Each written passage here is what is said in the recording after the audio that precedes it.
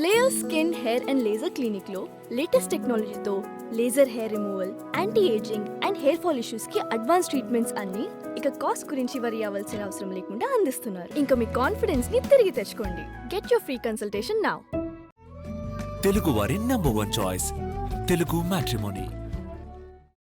ఒక లీడర్ ఎప్పుడూ పైకి చాలా నీతిమంతుడిలా నిజాయితీపరుడులా బిల్డప్ ఇవ్వాలి.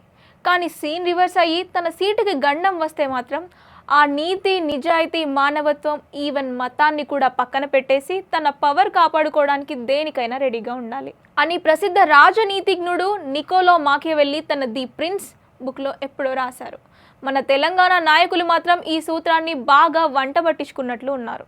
ప్రస్తుతం తెలంగాణ పాలిటిక్స్ చూస్తుంటే మాకియవెల్లి చెప్పింది అక్షరాల నిజం అనిపిస్తోంది. ముఖ్యంగా ఈ మున్సిపల్ ఎలక్షన్స్ రిజల్ట్స్ తర్వాత జరుగుతున్న తతంగం చూస్తుంటే అసలు డెమోక్రసీ అనే పదానికి అర్థమే మారిపోయిందేమో అనిపిస్తుంది. ఒకప్పుడు రాజకీయం అంటే ప్రజల కోసం పనిచేయడం, ఒక సిద్ధాంతానికి కట్టుబడి ఉండడం. కానీ ఇప్పుడు రాజకీయం అంటే కేవలం ఆ కుర్చీ కోసం ఆడే చదరంగం అయిపోయింది. ఈ ఆటలో నీతి, నిజాయితీ అనే ముచ్చటే లేదు. పవర్ కోసం ఏ జెండా అయినా కప్పుకుంటున్నారు, ఏ సిద్ధాంతాన్ని అయినా అమ్మేస్తున్నారు. ఫైనల్గా ఈ మ్యూజికల్ చైర్స్ ఆటలో బలైపోతున్నది మాత్రం సామాన్య ఓటరే. నిజానికి ప్రతి పార్టీకి ఒక బేస్, ఒక ఐడియాలజీ ఉంటుంది కదా. కానీ ఈ తెలంగాణ మున్సిపల్ ఎలక్షన్ల రిజల్ట్స్ వచ్చాక చూస్తే ఆ సిద్ధాంతాలన్నింటినీ పాతాళంలో పాతేసినట్టు అనిపిస్తోంది.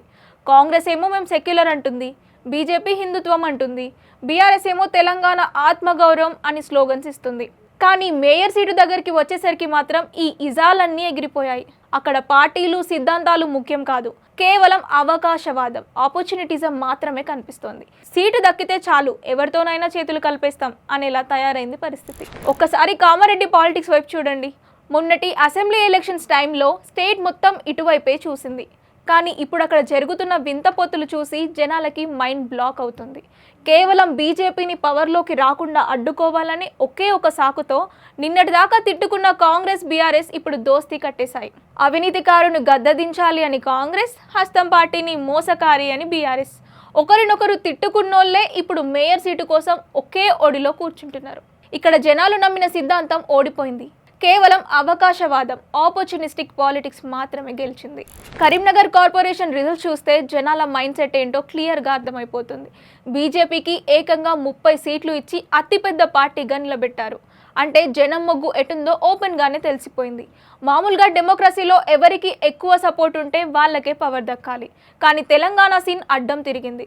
మినిస్టర్ పొన్నం ప్రభాకర్ గారే డైరెక్ట్గా సీన్లోకి వచ్చి మేయర్ పీఠం కాంగ్రెస్దే అని స్టేట్మెంట్స్ ఇస్తున్నారు. ఇది చూస్తుంటే జనాల తీర్పుని లైట్ తీసుకున్నట్లు అనిపిస్తోంది. బీజేపీ అభ్యర్థి కొలగాని శ్రీనివాస్ కంటే ఎక్స్ అఫీషియో ఓట్లనే నమ్ముకొని కుర్చీని లాగేసుకోవాలని చూడడం కరెక్ట్ కాదనిపిస్తోంది.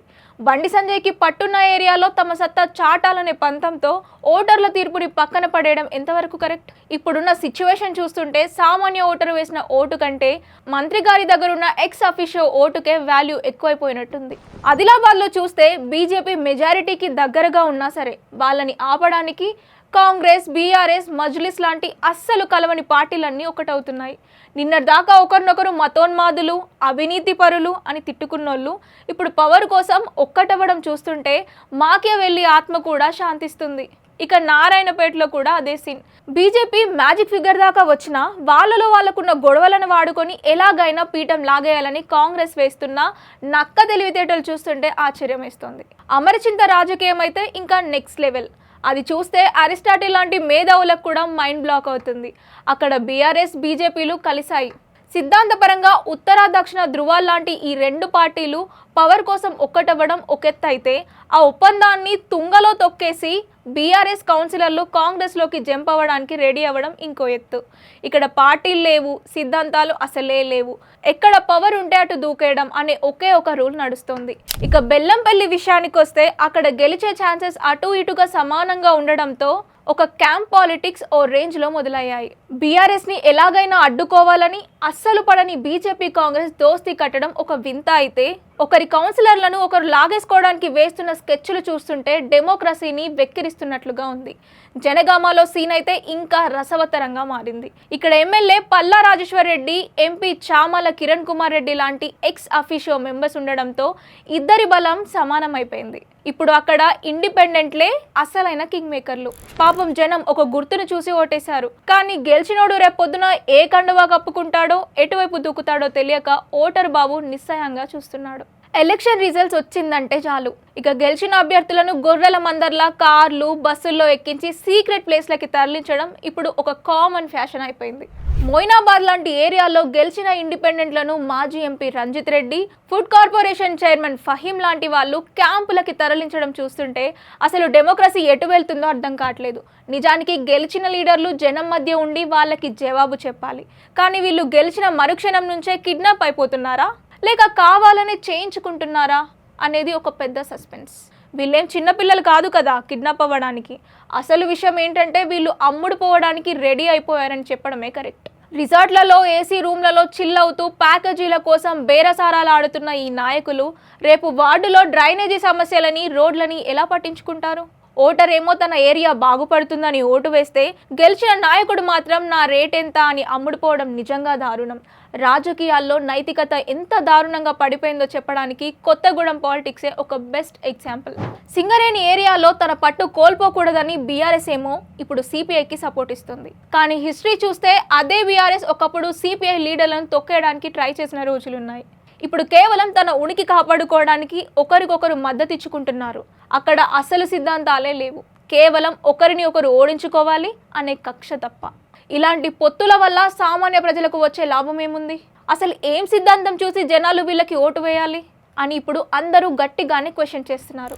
ఇప్పుడు లీడర్ల కళ్ళలో ఓటర్ అంటే కేవలం 5 ఏళ్లకు ఒకసారి వచ్చే ఒక జోకర్ లాంటి వాడు ఓటు వేసే వరకే వాడికి వాల్యూ. ఆ తర్వాత వాడు వేసిన ఓటు కేవలం ఒక అమ్మే సరుకు మాత్రమే. ఓటర్ నమ్మకాన్ని బజార్లో పెట్టేసి గెలిచినోళ్ళు ఏసీ రూముల్లో కూర్చొని వాళ్ళ ప్లాన్లు వాళ్ళు వేసుకుంటున్నారు. జనాలు వెదవలు అన్నట్లుగా ఉంది వాళ్ళ ప్రవర్తన. ఈ మధ్య జరిగిన తెలంగాణ మున్సిపల్ ఎలక్షన్లు మనకు ఒక చేదు నిజాన్ని చూపించాయి. రాజకీయం అంటే ఇప్పుడు సేవ కాదు, అదొక బిజినెస్. కుర్చీ కోసం కన్న తల్లి లాంటి సిద్ధాంతాన్ని కూడా చంపేసే నాయకులు ఉన్నంతకాలం డెమోక్రసీ అనేది ఒక కామెడీగానే మిగిలిపోతుంది. ఇటు సీఎం రేవంత్ రెడ్డి పంతం, అటు కేసీఆర్ మనుగడ కోసం చేస్తున్న పోరాటం. మరోవైపు బండి సంజయ్ తన పట్టు నిరూపించుకోవాలనే తాపత్రయం. వీటన్నిటి మధ్య నలిగిపోయి చస్తున్నది మాత్రం సామాన్య మనిషే. రాజకీయం అంటే సిద్ధాంతాల కోసం చేసే ఫైట్ అవ్వాలి. కానీ అది కేవలం కుర్చీ ఆకలిని తీర్చుకునే వస్తువుగా మారిపోతే ఇక డెమోక్రసీకి అర్థమే లేదు అని ఫేమస్ ఫిలాసఫర్ హన్నా ఆరెంట్ ఎప్పుడో చెప్పారు. అంటే ఓటరు బాబు ఇప్పటికైనా కళ్ళు తెరవాలి. మీరు వేసిన ఓటు మీ చేతిలో ఉన్న ఆయుధం. ఆ ఓటుని ఎవడో ఒకడు తన స్వార్థం కోసం వాడుకుంటున్నప్పుడు వాడిని నిలదీసే ధైర్యం చేయాలి. సిద్ధాంతాలను పాతాళంలో తొక్కేసి ఆ సమాధుల మీద కుర్చీలు వేసుకొని కూర్చునే నాయకులకు గట్టిగా బుద్ధి చెప్పాల్సిన టైం వచ్చేసింది. లేదంటే ప్రతి ఎలక్షన్కి మీరు ఓటు వేస్తూనే ఉంటారు, వాళ్ళు అమ్ముడుపోతూనే ఉంటారు. ఫైనల్గా మనం మాత్రం వెధవలుగా మిగిలిపోతాం.